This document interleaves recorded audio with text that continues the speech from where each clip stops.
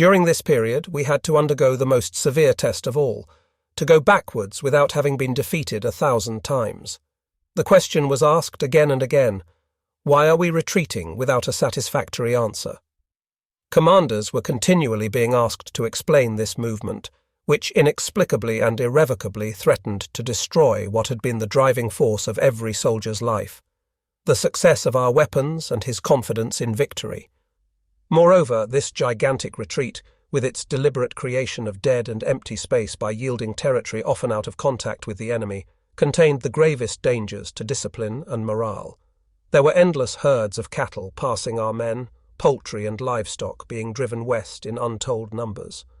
Whole mountains of valuable goods lay unguarded beside the road awaiting transport. Then there were the civilians slowly advancing along the railroad tracks, loading trains laden with the endless stream of grain. Miles upon miles of people, young men in their teens, women with children at their breasts, and men, all with only one thought, to escape the death that was advancing from the east in the form of Bolshevism. What army could withstand a retreat of such dimensions in its 5th year of war without suffering serious damage or even considerable disintegration of its psychological and organic integrity? Dangerous as this retreat was for the rear services, it provided a test of purgatorial dimensions for the fighting forces. Stalin, of course, concentrated for pursuit every man who had survived the intense fighting of his offensive in the Ukraine and was trying, at any cost, to turn this unprecedented migration of millions of souls on the move over hundreds of miles to his decisive advantage. Occasionally, the enemy would not follow at all, and our movements would take place without enemy interference. He would then throw everything he had to break through our defensive screen, penetrate our bridgeheads, and make a smashing of our retreating forces, but he never succeeded.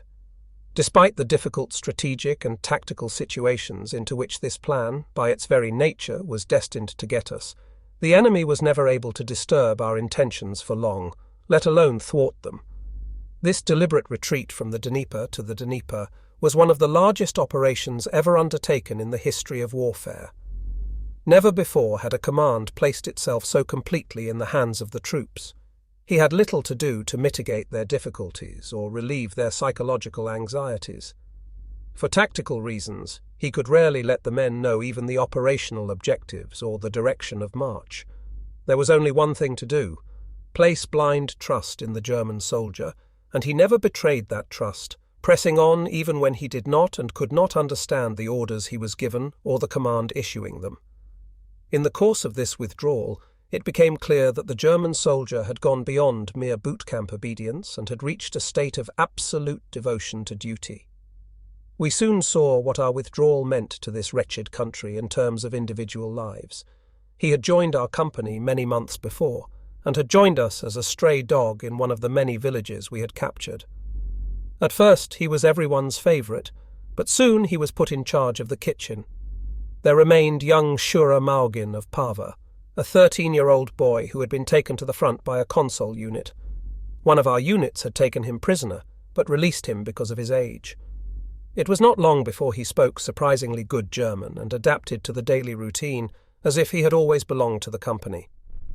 When the division advanced eastward and took up positions beyond Pava, Shura used to escape frequently to his home village, which at the time was just behind the lines, only to return shortly thereafter with a sack full of eggs. So we never regretted to see him leave on one of his trips. It never crossed our minds that he might not return or even defect to the enemy. Shura was the most reliable person you can imagine, both in his work and even if he was short of men in battle. For that reason, the mood of the whole company became even more sombre when, in the middle of the main retreat, it was suddenly discovered that Shura had disappeared without a trace. "Man, I can't believe it," said the kitchen sergeant angrily. Shura of all people, even the company commander was upset. Just because we're backing down this time. Who would have thought he would turn down the many volunteers who showed up? No, Shura was enough. The days went on, and the trains kept moving westward loaded with grain. The countryside rumbled under the hooves of tens of thousands of cattle moving westward. Night was turned to day by the light of burning towns and villages, abandoned by the people and ravaged by fire, which no longer offered shelter to the advancing Soviets. As the endless line of peasant wagons moved forward, Every now and then, a man would point to one of the many boys riding in them and say, "Looks like it's our young Shura." We reached the riverbank, and further upstream, there followed a continuous procession of farm machinery, refugees, and, of course, troops crossing a bridge. A large barge was going back and forth at our crossing point. For the previous few days we had been steadily falling back, covering the allotted distance each day with almost no enemy interference. But now, when the Russians seemed to have suddenly realized that we were doing it in earnest, they were making desperate efforts to catch up with us and take possession of the riverbank. Everything was ready for the crossing. The combat trains were ready, and the first platoon was on its way. Then the barge returned once more to take the last platoon across, under covering fire from the opposite bank. The first Russian assault groups had already reached the river on both sides of our landing point. The whole platoon quickly climbed aboard. The Russian artillery was firing too high and dropping its shells far behind us in the water. Our infantry guns responded in the same way. It all looked like a firefight.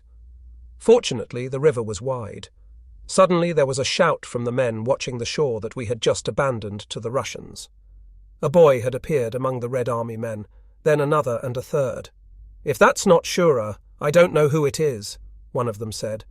"If we get a direct hit, it won't matter," said another. "One shell will be enough." He reached for his sniper rifle.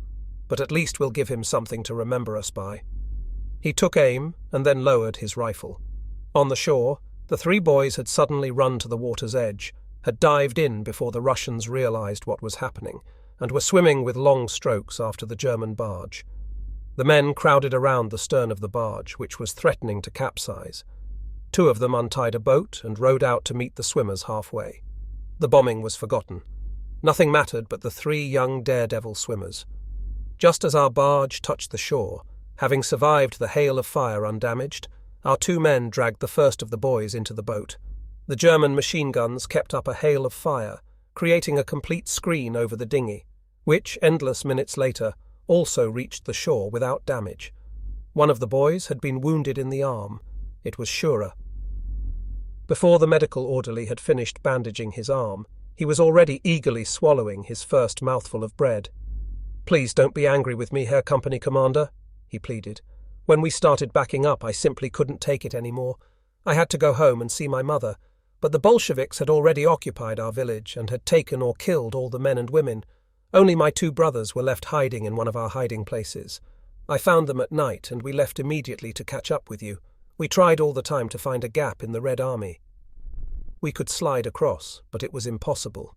However, we didn't give up, but slept during the day and kept trying to find a way through at night, until we found you just before the river. And now it's over." His story exhausted. "Now I've found you at last, and everything is going to be all right." He tried to say something else, but sank back weakly and fell asleep. The men stood in a circle around him and said nothing. Our cook grabbed a half tent and laid it gently over the sleeping boy. And this is the story of old Babushka, just one portrait among many, the portrait of a simple, unknown Ukrainian woman. But for me it is a memory of the great river. "1,000 thanks," said old Babushka, bowing again and again, so low that I feared she would hit her head on the floor. We stood watching with amusement as she hurriedly picked up the large pot with the remains of the chicken soup we had failed to eat, and disappeared with it through the low door. At noon he returned, and so it happened that the old woman began to come every day to collect the remains for herself and her 4 grandchildren. 2 of her sons were in Siberia, a third had died in the Red Army, and her 2 daughters-in-law had been taken by the Bolsheviks to dig trenches. She was left alone with 4 hungry grandchildren all the time. Soon the whole company knew her as Babushka, Granny. But we weren't the only ones giving. She gave in her own way too. There might be a gaping hole in someone's socks, which she could still mend much faster than any of us despite her aging fingers. Or maybe a shirt or pair of pants that needed washing. There was no need to tell her. She would come uninvited, day after day, and take care of us all in her own way. But it was the serious and taciturn Rudolf whom he took most to heart, probably because, he said, Rudolf had the same blue eyes as his son Jacob, who had gone to Siberia 5 years earlier. At the time, we were holding a narrow wedge that we had driven into enemy territory and were to abandon again shortly thereafter under overwhelming pressure. It was obvious that we all knew the situation and had calculated this retreat. In the end, it all turned out as usual, all in a mad rush. We simply considered ourselves lucky to get our personal belongings out. Just as our personal transport vehicle was leaving the village, Rudolf muttered angrily to himself, "You idiot! I've left my old shirt with Babushka." In the next few days, things got very difficult, and many a good man fell on that sandy ground so that those at home could go on living and working. The wide Russian skies stretched their soft fields of bright stars in the clear night skies over the graves in the east and veiled the quiet.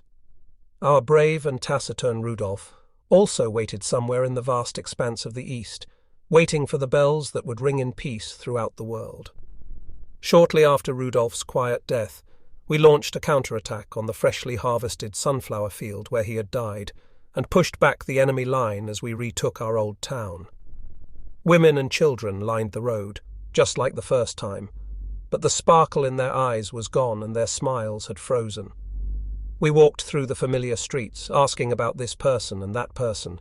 Suddenly, we found ourselves in front of Babushka's little house. There was no sign of life. Old Waska from the shack next door crawled slowly to the low wooden fence. "Babushka kaput," he said quietly. "Many kaput."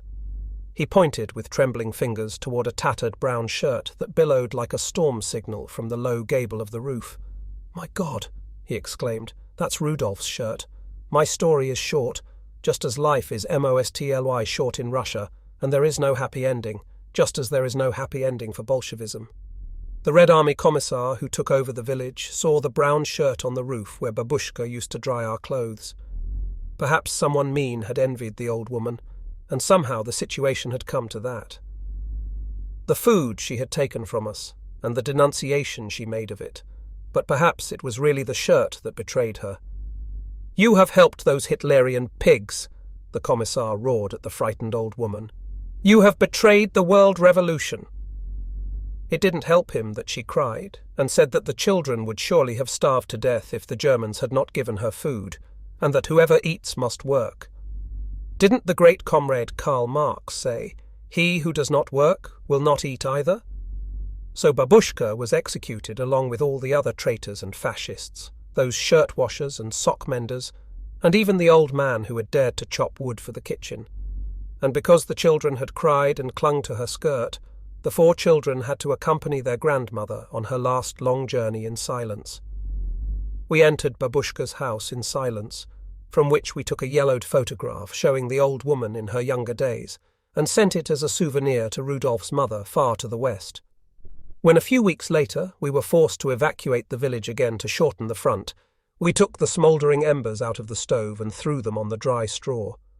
No one arriving under the blood-red flag of the East was to find shelter in this house on the edge of the village. We stood in silence for a moment and looked at the burning house. Rudolf's old torn shirt fluttered from the roof, wrapped in a cascade of flying sparks. Then we moved away to wait for the enemy on our new line. Later that day I accidentally overheard a Sturmführer casually say, "No need to waste pity on that scum." He must have deduced from my expression what I felt. Perhaps you don't agree. My throat was parched, but I managed to say quietly, "Sturmführer, I didn't." He looked at me in astonishment and then turned and muttered something to his adjutant about German sentimentality. The rest of the men crowded around me and shook my hand in silence. At that time, I began to realize that a profound change was taking place in the attitude of our company. Both officers and men in the combat units began to examine things and come to conclusions very close to my own. Only in the places from where the decisive orders were coming, it seemed that everything was still completely deaf and blind. However, the severity of the fighting and the staggering superiority of the enemy did not leave much time for discussion, let alone thinking. Again and again we attacked, and again we repulsed the enemy hordes, but it was always the same story. The enemy would yield under our pressure, but would advance again on both flanks, forcing us back to avoid being encircled. Our losses were heavy because our blood could not make up for the lack of an eastern wall with its concrete bunkers, deeply stepped trench lines and strong points. Huge stories, both official and unofficial, had been woven about that wall, And while we would not have been surprised to discover that things were not exactly as they had been made out to be, to find nothing, absolutely nothing, but this fantasy was too much. For the first time in my life, I was overcome with fear. I felt like an abandoned man fighting in a hopeless cause, and with me the whole German army in the east. In front of us, a ruthless and treacherous enemy, quick to exploit every opportunity, and behind us, a command that lacked any understanding of the true nature of the enemy, and sacrificed every opportunity it had for the sake of obsolete programs and concepts. I faced the biggest decision of my life. We had received the call from Sellet and Company, which was raining down on us in millions of pamphlets. The spectre of Taran was hunting more souls. The sudden appearance of this National Committee of Free Germany and the League of German Officers reached us in the east, both prisoners and troops in combat, like lightning in a clear sky. Erich Weinert, German communist leader and writer, and Walter von Seidlitz, the bearer of the name of a great Prussian general, had given his names to the organization of a German intellectual revolt behind the barbed wire fences of the Russian and Siberian steppes. Then, later, a new name began to be heard, at first faintly, but then with increasing force, a name that embodied the fate of hundreds of thousands of our Stalingrad soldiers, the name of Field General Friedrich von Paulus. It cannot be denied that this revolt was brilliantly planned and executed, conceived in the Politburo with all the cunning and experience of the old Kremlin commissars. Its foundations were the two principles of Bismarck's political testament: never to expose Germany to the danger of war on two fronts, and to support the traditional idea of a pro-Russian alliance, all this enhanced by the historic Russian betrayal at Toropets. Among the millions of German prisoners, the reaction was surprisingly weak, especially among NCOs and men.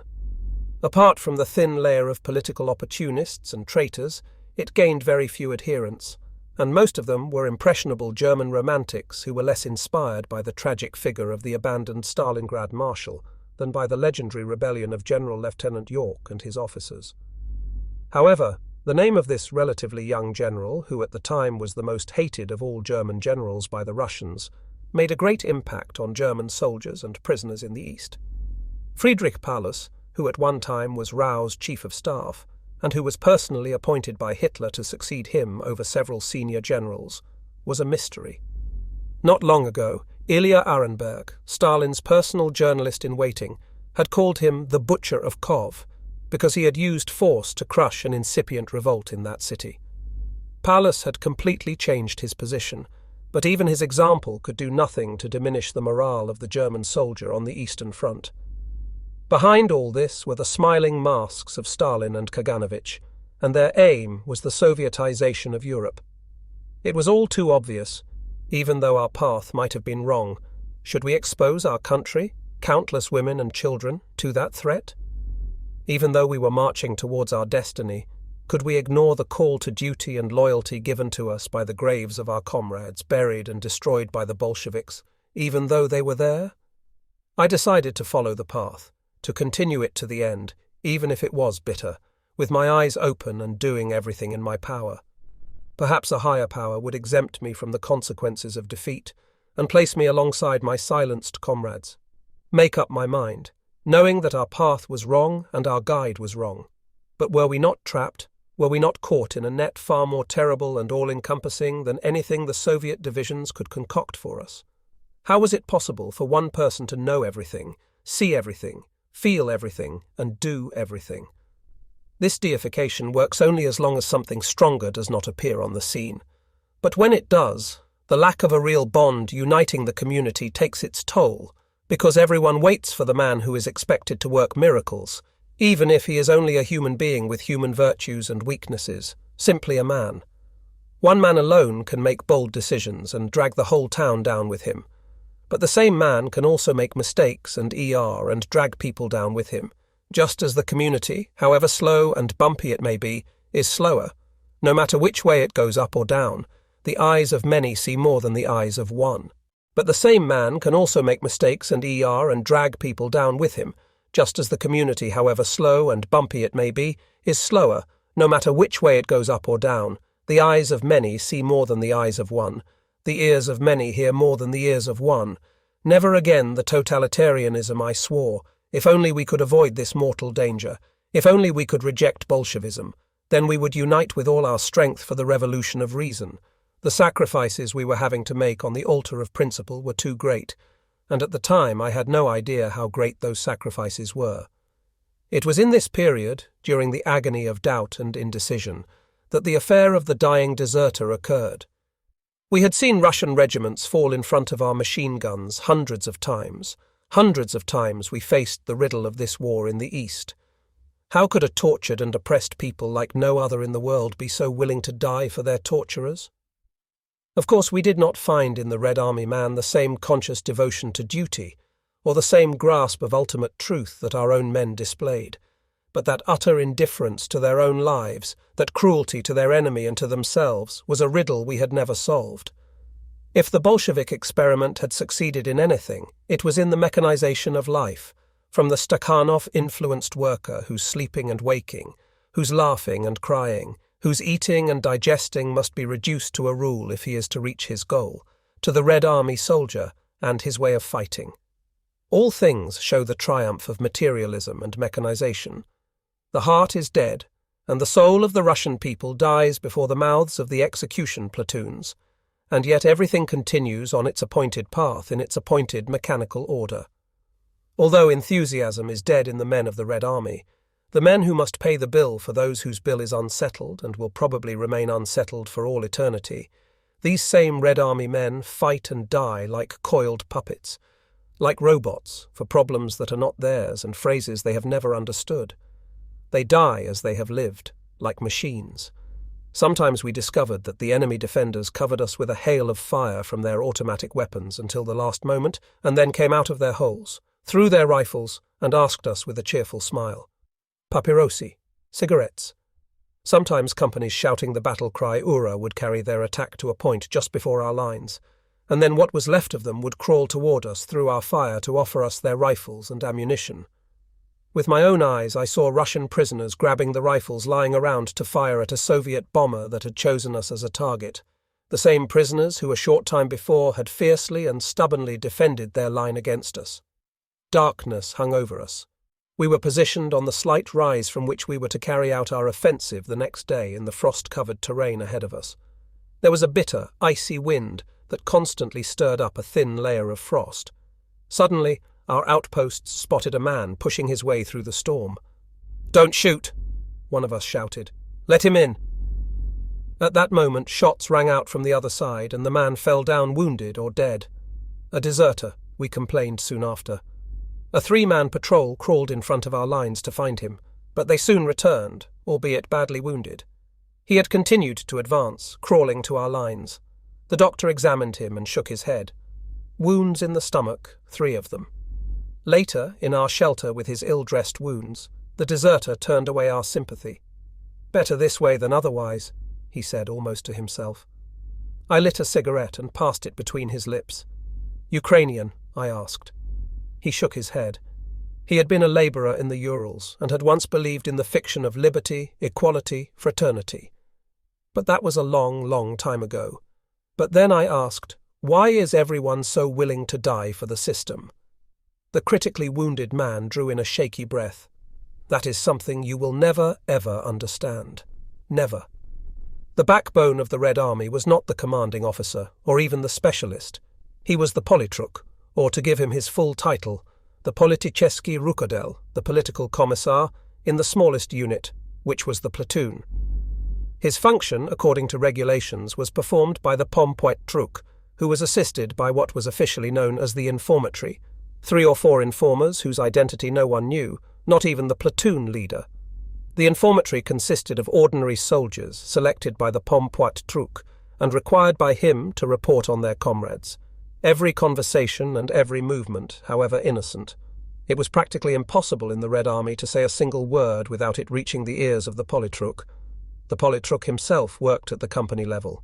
If he had done long service, he could have the rank of Stary Politruk in the battalion. The job was in the hands of the battalion commissar. In the regiment, Polk of the PCU commissar, who similarly could have the rank of Stary PKU commissar.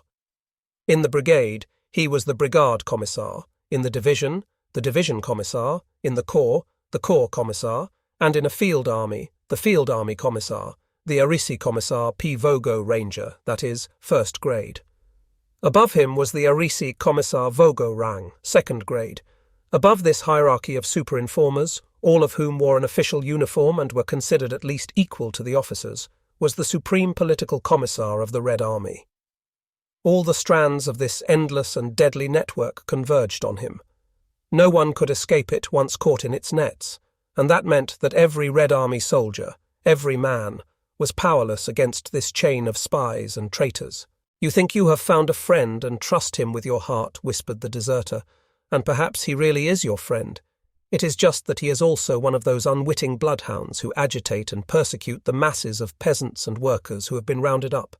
Suppose he has a heart and doesn't report you. Then the Politruk is informed by another informant who may not even know the first, that the two of you have been having a long conversation. Then come the questions until finally your friend gives in and reveals part of what was said between you. That's the end. The next morning, you are eliminated." The sound of gunfire came from the distance. "It could be an outpost," said the wounded man, "or it could be the Politruk's gun having the last word. You're under the magnifying glass day and night, and everything you do is seen and heard. And then you ask for why the Red Army is so willing to die for its executioners. The net has us all prisoners, all of us, from the greatest to the humblest, from our first steps on the barracks square to our last fall in the common grave. Our shells boomed above us, and further down the line, an anti-tank gun barked. The dying man became quiet, but before he left the misery of his miserable life, he opened his eyes once more. "Break it," he whispered. "Break the net, you Germans near the forest." The Red Army men were shouting their last hurrah for their Bolshevik masters, but the defector heard no more. We lay by our rifles and listened to the sound of the masters dying. Right in the middle of the difficult retreat in which casualties were heavy, news reached me of the death of Franz Roth, one of the most successful combat photographers on the German side in World War II. Shortly thereafter, orders came to me in the Kagad area to move to the capital of Croatia, where a new corps, the 3rd SS Panzer Corps, was being formed. This formation was to be composed mainly of volunteers from the Germanic countries, Holland, Flanders, Denmark and Norway. Its commander was to be SS General Felix Steiner. I was both happy and sad to leave the Eastern Front after almost 3 years. I had often envied my comrades in Italy and France enjoying life in Bites and Capri, while we had to spend our days and nights dodging death on the Russian steppe. Yet in spite of all that, I felt a touch of sadness and melancholy. There is a curious and haunting quality to the vast Russian landscape. It repulses and captivates at the same time. It sickens a man and yet makes him yearn. Even today, after years of unimaginable horror and tension, there is little man who has served on the Eastern Front who does not at some point feel a nostalgic longing for the endless space of the Russian land and the endlessness of the Russian character. But my stay in Croatia was to be short, fortunately short, because it was the same there, the same pitiful story of one mistake after another made by our command. An order came that took us away from the fertile fields of Croatia, far to the north, to the Narva Head Bridge. We disembarked at G and motored to the narrow bridgehead that stretched just over 2 kilometers wide across the deep blue waters of the Narva. Columns of smoke and black flames were rising from the opposite shore, just across from Hungerberg, the Estonian seaside resort on the Gulf of Finland, where one of our shells had made a direct hit on a Russian fuel depot. At Narva itself, however, all was quiet. There was a lull along the entire front, and the silence was oppressive. We felt that hell could break loose at any moment and break this unaccustomed calm. Soon we began to come across warning signs on the road. Road under enemy observation. Road under artillery fire. A column of wagons drawn by small, shaggy horses was advancing nonchalantly along the dangerous stretch of road. Then shells began to fall on both sides of us, but we passed unscathed. We came to an improved road with the first buildings of Narva on both sides. "God verom!" shouted a sentry. "That was a close one." It was a Dutchman from the Netherlands Brigade, who was on guard duty in that area. Then we entered Narva, that strange and mysterious northern European city that has BEENTHE object of so many battles and assaults throughout history, and has survived through the centuries until our time, situated between the ambitions of two worlds, Europe and Russia. Its walls have always been surrounded by war and destruction. All that remained of its beauty and splendour were ruins. Artillery fires and bombardments had transformed this northern pearl into one of the worst heaps of rubble in Europe. Yet the magic of its past still lived on in some of its winding alleys, amidst its shattered houses. The ancient gate of the town's church still sported its 6 skulls and 2 flaming torches, and Cupid still watched from the door of the Faun's house. The stork, standing on one leg on the tower of the town hall, still looked distrustfully to the east. The source of the continuous metallic greetings of the little red father to his beloved Estonians, and, dominating everything, were the 2 symbols of this brave and ancient city. The fortress of Hermann and its young rival, Ivangorod, symbols of the struggle that over the centuries has been inseparable from its life. And now, today, Narva was once again the centre of northern European history. The city of Narva was founded in the 8th century by Germanic tribes, mainly the Danes, as a stronghold against the growing danger from the east. At some later time, it was taken by the Teutonic Knights and expanded into a major European stronghold against Russia. Its largest tower, the Long Hermann, was under the Grand Master of the Order, Hermann von Bugenhassen. Opposite the fortress stood Ivangorod, massive and defiant, visible proof of Russia's determination never to relinquish its claims on Europe. Legend has it that Ivan III, Grand Duke of Russia, hired a Greek architect for its construction. He was later rewarded for this unique achievement in northern Russia by being blinded to prevent him from attempting a similar task. NAA witnessed the victory of the 17-year-old Swedish king Karl F over a 4 times superior Russian enemy. He also witnessed the crushing defeat inflicted on the Swedes by Peter the Great, who turned Narva into a Russian city for centuries.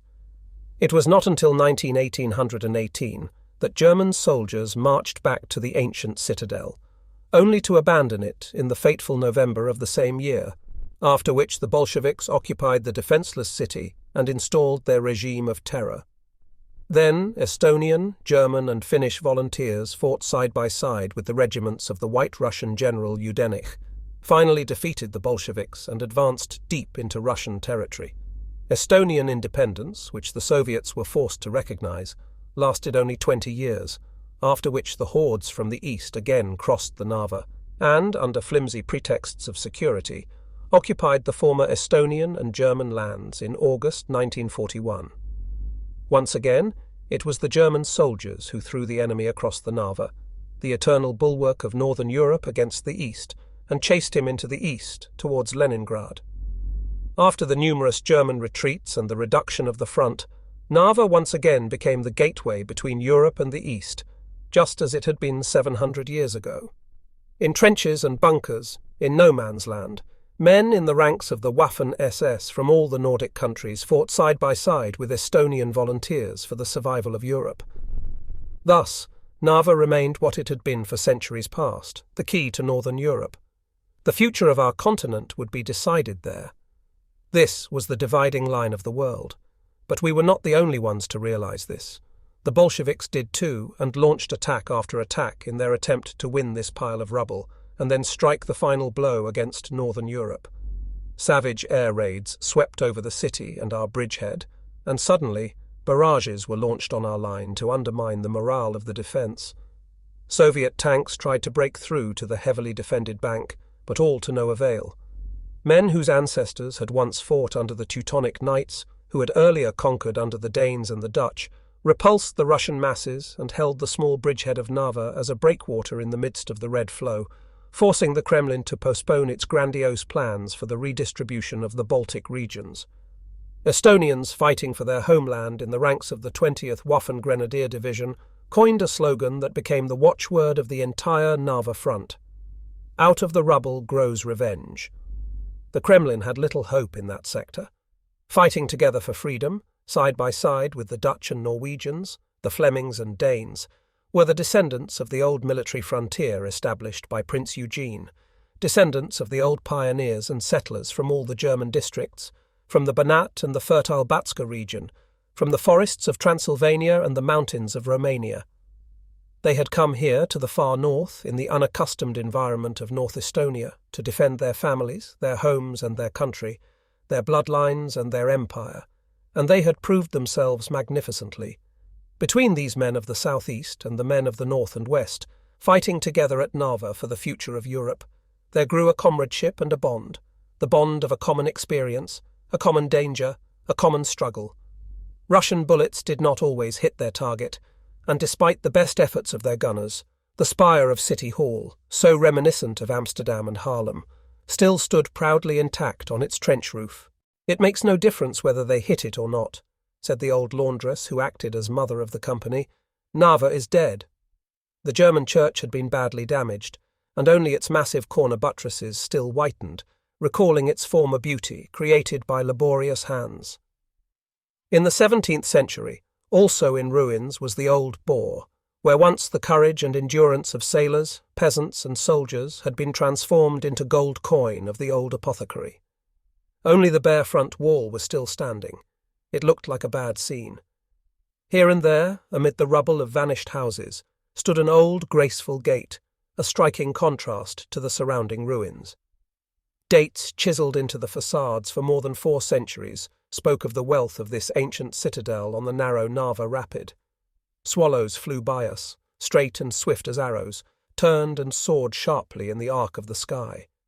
They were coming to Narva with the late spring, as they had always done. They had witnessed the King of Sweden reduce the mighty power of Russia to ruin. They had flown over the Mason building, the long Hermann of Heeren camp, and towered over the blinded Greek as he cursed the Tsar in front of his own creation, the mighty fortress of Ivan Grozny. They had seen the hammer and sickle going up and down, and the German battle flags flying next to the blue, black and white flag of the brave Estonian people. And still they kept coming. Nothing stopped them. Neither fire nor smoke, neither bursting shells nor the war cry of men. Over the centuries, war, sorrow and joy came and went, and then returned. But in the late spring, the swallows returned to Narva. The iron crosses in the cemetery stood out in black against the faint glow of the Nordic night. Stars twinkled through the roof of the great chapel, shattered by a Russian shell. Golden icons lay scattered on the floor. We walked carefully through the cemetery, with its flowers and blossoming trees.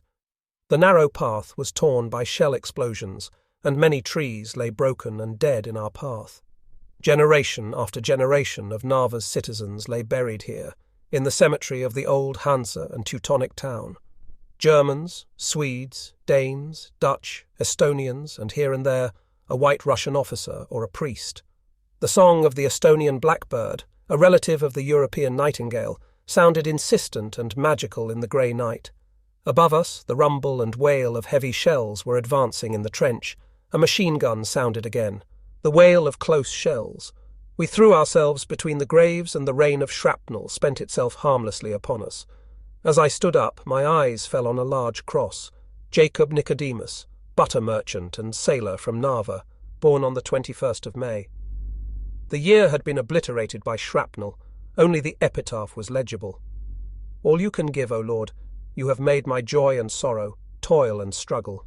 Give, O Lord, to those who follow, the greatest in life, joy and sorrow, toil, and no less, struggle. A few hours later, while returning to my lodgings, we decided to make another attempt to decipher the date of this curious dead man. We were spared the trouble because the cross had been shattered by a Russian shell. At the other end of town, toward Krenholm, 2 wooden houses burned like giant torches in the morning wind. A small group of Dutch engineers marched down the road singing amidst the clear morning birdsong. The distant sounds of our heavy guns echoed. The old washerwoman was wrong. Narva was not dead. Its beauty shone amidst its ruins, amidst the debris within the barrack gates, among the elaborately carved dates.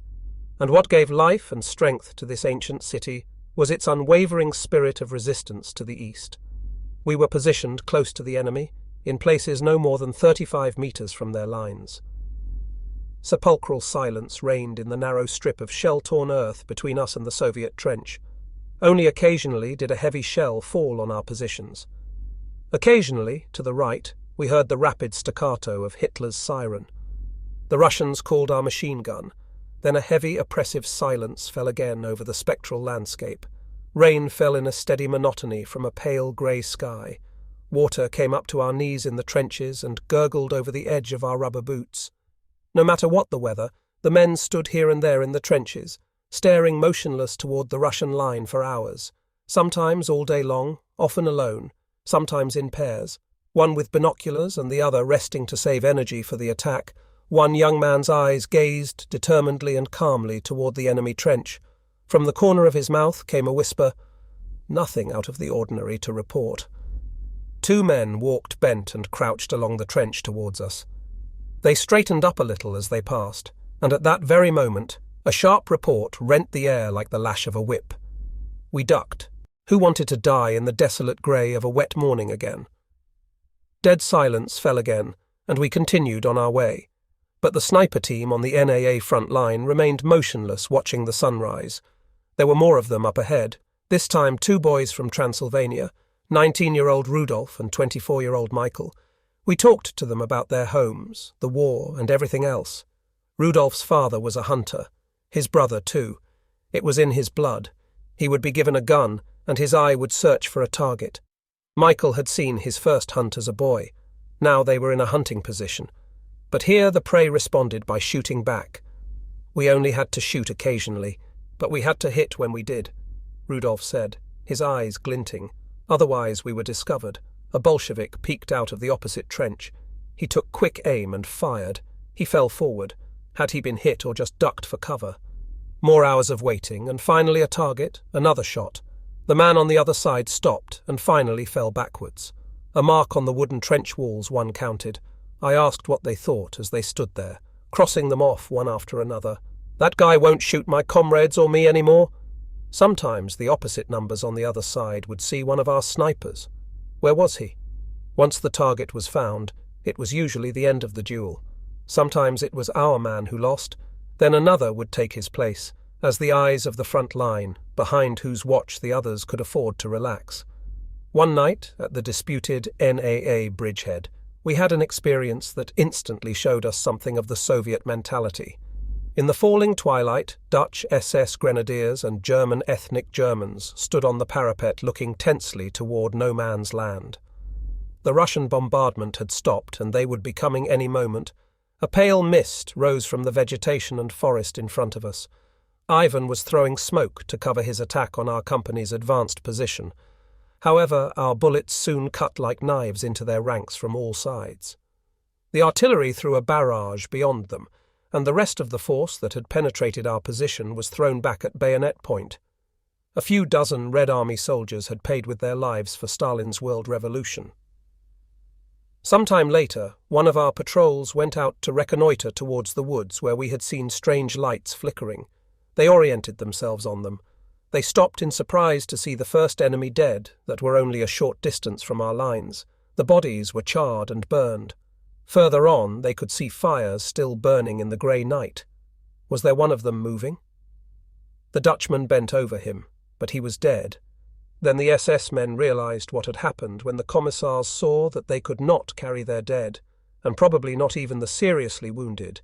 They covered them with gas or some other flammable and set them on fire ahead. Comrade World Revolution is waiting. And when the time comes, a bottle of gas and burn faster, comrade, burn faster. Papa Stalin not only needs your life, he especially needs your death. The next morning I received orders to report to the brigade SS Führer Wagner, a new division that had just been formed, the 14th Division of Grenadiers Waffen-SS Gallia, urgently needed officers and NCOs. I was assigned to it, probably because someone remembered my feelings towards the Eastern peoples anyway. I was immediately assigned to command a platoon. The division was going to fight in Gaul. The only nice part, as far as I was concerned, was that I would travel through Vienna and could see my wife in Vienna. I was surprised to discover how little idea most people, even my closest relatives, had of the real situation in the East. They talked all the time about our wonderful new weapons, the secret weapons. When I dared to point out that we had not actually seen any, although they were very necessary, they impatiently dismissed me with gestures of disbelief. It even got to the point that I almost came to blows with my father-in-law, who was a former militia captain. Everyone knew the situation much better than I or my comrades. Even though we represented the ill-fated Eastern Front, the accounts I gave of our acts of injustice and political folly were met with resentful disbelief. I remained silent as so often before. I felt a relief as I moved east again. It was in Krakow that I first heard the fantastic rumour that things were not going so well in Lamberg LV. Then it was up to me not to believe it. Wasn't Lamberg supposed to be the great strategic defensive point of great psychological importance for Gaul and the SS Galician Division? I tried to get more information about it, but there was no more information available. To be on the safe side, I cut short my stay in Krakow and moved again a few hours later, one station outside Pisel, the historic old citadel of the Habsburg Empire. The train suddenly stopped, and a commander appeared accompanied by a horde of military policemen, all with steel helmets and machine guns on their shoulders, a spectacle worthy of a military parade, almost too dignified. Combat teams are being formed here to seal a temporary breach. The men on the train looked knowingly at each other, so something was wrong with Lamberg after all. I apologized to the commander and showed him my movement order and special pass. He apologized too, but said no exceptions could be made. I pointed out that I was heading to the front, not the rear, but I was wasting my time. This commander was as determined to take every last soldier as the devil is to take an available soul. We were crammed into austere, dreary barracks and left for hours doing nothing but waiting. I was furious. Then, towards evening, we got back on the train and finally left for Prizl. At first I decided to escape, but after thinking it over, I realized that I probably couldn't get through alone, although you never know. At that point, I was no longer sure if there really was an emergency, or if it was just an agitation with people abusing their power. In Prizl, we were put into a large barracks, which at least gave us enough room to stretch out on the floor. During the night, the alarm of an air raid sounded and orders were given for everyone, both officers and privates, to leave the barracks and take shelter in the outer trenches. Somewhere in the distance, tracer shells splashed from a lone battery, and one or two tired Soviet planes streaked across the sky. A few small bombs were dropped quite a distance away. All this was happening in the rear. The language between the men and the officers was, to say the least, colourful. We returned to our quarters long before the show was over. The next morning there was still no news. Our numbers had increased to at least 3,000 men. If there really was an emergency, why the hell didn't they form us into units and send us to the front? Anyway, no shots were heard, and a breach without artillery was something new to me. Finally, companies and platoons began to form up, and I was assigned as a platoon leader for the first time. I noticed that I was the only SS Wehfahn in the garrison. Again, nothing happened. We loitered on the parade ground among the barracks and other buildings, bored to tears. Strident military marches blared on the radio all day. Suddenly, an icy silence fell over the garrison, and the words rang out clearly from the loudspeakers. A great crime was averted. The attempt failed. The Führer Unna defeated the rebellion, followed by a general uproar in which only the officers were silent. Wild denunciations and reproaches were directed against the officers who had planned the plot. I said nothing. I was too shocked by the news. Gradually I realized that an empty space was forming around me. I was left alone, and I knew it was my uniform they were walking away from. It was like a vision that lasted maybe 2 or 3 minutes. Then everyone started talking hurriedly and excitedly, as if they wanted to erase the impression, but I could never forget it. The music continued without interruption. Then GBL spoke about an hour later, as I looked through the barbed wire around the garrison, beyond which we were not allowed to move, even for a walk. Suddenly I saw a head Sturmführer whom I knew passing by in a vehicle. In desperation I shouted to him. He recognized me, stopped and went straight to the major on my behalf. 10 minutes later, I was released from this strange combat operation. Head Sturmführer invited me to lunch and promised to get me transportation to Lamberg. He told me that the new division in Galicia was actually encircled, and that there was heavy fighting on the outskirts of the western Ukrainian capital. Lunch brought a big surprise. The only other guests besides myself were a Russian general, a close associate of Vlasov, and his young wife, who spoke fluent German. With their help, the general and I began a lively conversation. His attitude toward our political mistakes was also one of resignation. "You have made these mistakes and continue to make them," he said softly, "because in spite of all your grandiose phrases, you still do not realize the danger of the situation, both for yourselves and for Europe. Bolshevism is something consistent and absolute, but you only talk about it and go on playing with something between good intentions and indifference. Take the case of Vlasov himself. After he had already been chosen to become an ally of yours in the fight against Bolshevism, he went to the supply room of the camp he was in to ask for a replacement for the threadbare pants he was wearing. The supply sergeant initially turned him down indignantly and then gave him the pants. I always think of that story as illustrative of their Eastern policy." He paused a moment and then continued, "Do you realize that 3 million Russian prisoners of war starved to death in the winter of 1941? I don't know if it was some diabolical plan to annihilate a subhuman, or maybe a clerical error, or maybe just their famous indifference, which seems almost Russian to me. If it was deliberate, why didn't they save the anti-communists and deliberately liquidate the representatives of the Bolsheviks? That's what Bolshevism would have done in their place. Why didn't they systematically shoot them or poison them or get rid of them in some other way? As it is, they have millions of innocent people on their conscience, and hundreds of thousands of them probably deserved to die, and they have lost Ukrainian sympathy in the bargain. But the Communist Central Organization continues to work happily and almost untouched. But suppose it was all a mistake after all. That's not impossible. But where are the culprits? Where are their pitchforks? Punishing these people might have given a new impetus to popular sentiment. But no, these incompetent fools were allowed to remain, and the most valuable political capital in the East was sacrificed to a gang of villains. Do you know what Bolshevism would have done in their place?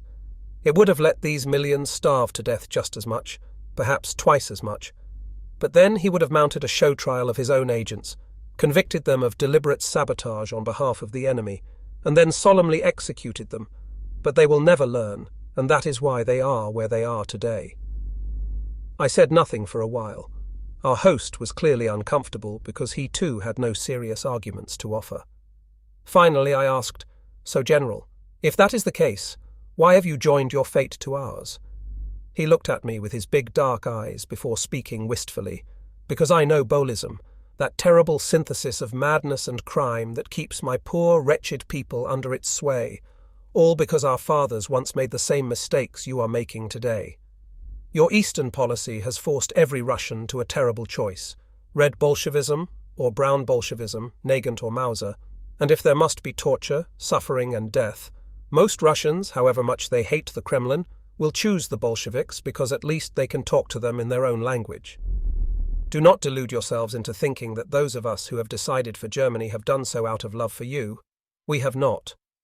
We have done so because we know that there is no hope of winning freedom for Russia from within. We will settle for whatever part of Russia you leave us, or if we do not, we will fight you for Russia's freedom once the Red Plague has been eradicated. But even if you Germans lose your war, Russian patriots will not give up the fight. Don't forget that we are not fighting for Germany but for Russia." That conversation moved me more than I let on. Later that afternoon, the Hauptsturmführer put me in charge of an ambulance that was to take my division with 2 drivers who did not speak a word of German. I left shortly thereafter for Lamberg, which I reached in the middle of the night. When I arrived, Russian medium-caliber artillery shells were falling in the streets and alleys of the city, and small groups of Martin bombers were buzzing high in the night sky. Not a soul was to be seen anywhere, neither civilians nor German soldiers. We drove slowly and cautiously through the streets of the dead city by the light of our extinguished headlights. Finally, I saw 2 unattended German vehicles parked in front of a large building. I pulled the ambulance to a stop and opened the door to the building. From an apartment on the 2nd floor, I heard the sound of revelry and loud singing. In the apartment I received a noisy welcome. A Hauptsturmführer whom I knew, a Hauptscharführer, and 3 Ukrainians were having a great time. Like me, they had been trying to find the division and, tired from their search, had settled comfortably in an abandoned apartment that had once belonged to a German officer. My drivers and I sat down and joined the others at the large table. About an hour later, I began to inquire about the situation from the Untersturmführer, who was quite drunk by this time, but he knew as little as I did. He had come from the same direction as me only a few hours earlier. I was beginning to feel very uncomfortable about the whole thing.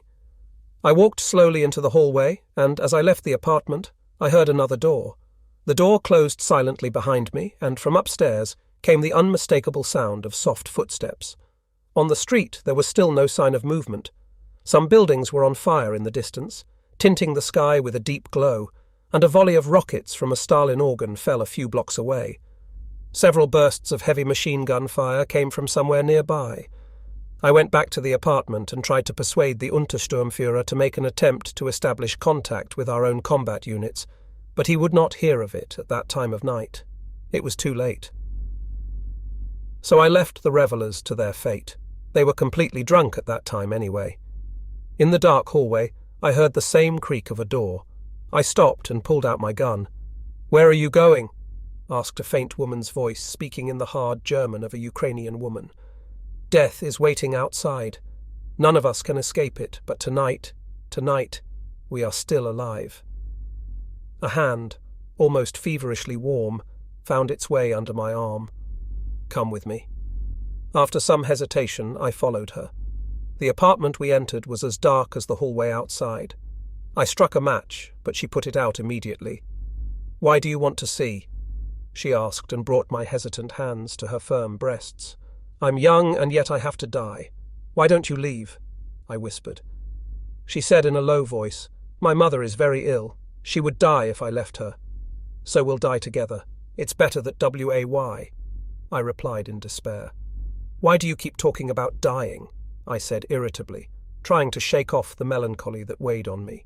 "You are Ukrainian, and it is your compatriots who are coming." The young woman laughed softly.